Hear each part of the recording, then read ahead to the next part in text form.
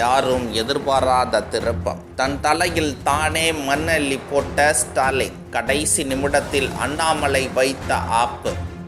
சாட்டை துரைமுருகன் விஷயத்தில் பலரும் பலவித கருத்து சொல்ல அது திமுக தலைமைக்கு பெரிய தலைவலியாக மாறியுள்ள நிலையில் தற்போது அண்ணாமலை இந்த விஷயத்தில் கருணாநிதி பேசியதை குறிப்பிட்டும் இறுதியில் ஸ்டாலின் கையில் பந்தை கொடுத்ததும் திமுக தலைமை எதிர்பாராத நிகழ்வாக மாறியிருக்கிறது. இது குறித்து அண்ணாமலை வெளியிட்ட அறிக்கையில் பல ஆண்டுகளுக்கு முன்பு யாரோ எழுதிய பாடலை நாம் தமிழர் கட்சியின் நிர்வாகி திரு சாட்டை துரைமுருகன் அவர்கள் மேடையில் பாடினார் என்பதற்காக அவரை கைது செய்திருக்கிறது தமிழக காவல்துறை.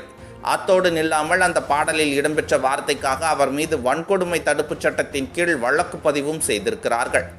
மறைந்த முன்னாள் முதலமைச்சர் திரு கருணாநிதி அவர்கள் அதே வார்த்தையை பலமுறை தனது முகநூல் பக்கத்தில் பதிவு செய்திருக்கிறார். அப்போதெல்லாம் தவறாக தெரியாதது தற்போது மட்டும் எப்படி தவறானது என்பதை வழக்கு பதிவு செய்வதற்கு முன்பாவது தமிழக காவல்துறை ஆலோசித்திருக்க வேண்டும். தினமும் கொலை கொள்ளை என சட்டம் ஒழுங்கு சீர்கேட்டால் தத்தளித்து வரும் தமிழகத்தை சீரான பாதையில் கொண்டு செல்ல எந்தவித நடவடிக்கையும் எடுக்காமல் சமூக வலைத்தளங்களிலும் பொது மேடைகளிலும் திமுகவினரை விமர்சிப்பவர்களை மட்டும் கைது செய்வது சர்வாதிகாரத்தின் உச்சம். பட்டியல் சமுதாயத்தை தவறாக பேசினார் என்று திரு சாட்டை துரைமுருகன் மீது வன்கொடுமை தடுப்புச் சட்டத்தின் கீழ் வழக்கு பதிவு செய்திருக்கும் காவல்துறை பட்டியல் சமுதாயத்தைச் சேர்ந்த ஒரு அரசு அதிகாரியை தகாத வார்த்தைகளால் திட்டிய அமைச்சர் ராஜகண்ணப்பன் மீதோ பட்டியல் சமுதாய மக்கள் பிரதிநிதி ஒருவரை பொது மேடையில் வைத்து சமுதாயத்தை குறிப்பிட்டு பேசிய அமைச்சர் பொன்முடி மீதோ என்ன நடவடிக்கை எடுத்தது? போலி சமூக நீதி பேசி ஊரை ஏமாற்றும் திமுக எதிர்க்கட்சிகளை பழிவாங்குவதற்காக பட்டியல் சமூக மக்களை பயன்படுத்துவது வன்மையாக கண்டிக்கத்தக்கது.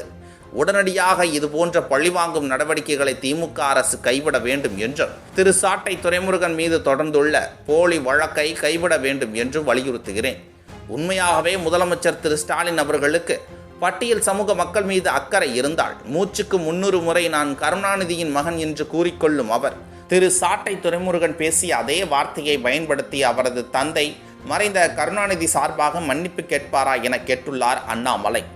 அதாவது பட்டியல் சமுதாய மக்களை அவதூறாக பேசிவிட்டார் என திமுக அரசு வழக்கு பதிவு செய்துள்ள நிலையில் அதே வார்த்தையை உங்க அப்பா பயன்படுத்தி இருக்கிறார், எனவே அவர் சார்பாக ஸ்டாலின் மன்னிப்பு கேட்பாரா என அண்ணாமலை எழுப்பிய கேள்விதான் தற்போது திமுக எடுத்த அஸ்திரம் அவர்களுக்கே எதிராக முடிந்திருப்பது தெளிவாக தெரிய தொடங்கியிருக்கிறது.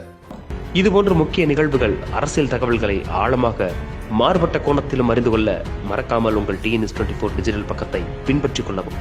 உங்கள் ஒவ்வொரு ஆதரவும் இதுபோன்ற பல நிகழ்வுகளின் பின்னணியை அறிய உதவும்.